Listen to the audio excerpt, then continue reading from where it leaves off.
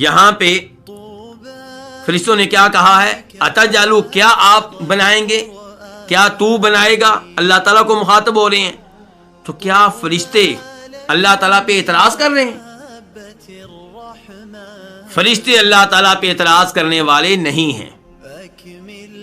یہ انسان ہیں.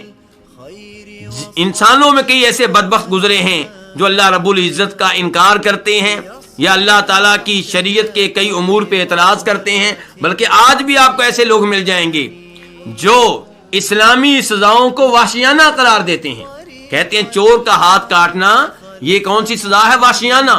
تو اللہ تعالیٰ نے جو سزا قرآن کریم میں بیان کی اس پہ اعتراض کر رہا ہے کون؟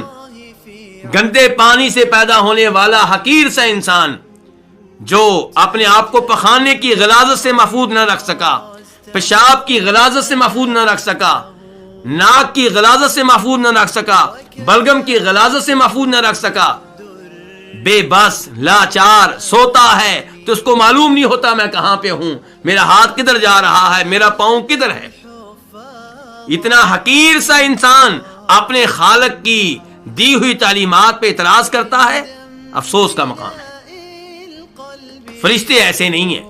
تو اس لیے یہاں پہ جو استفہام ہے، سوال ہے، وہ اعتراض کے انداز میں نہیں ہے، وہ معلومات لینے کے لیے ہے کہ یا اللہ اس مخلوق کو پیدا کرنے میں حکمت کیا ہے.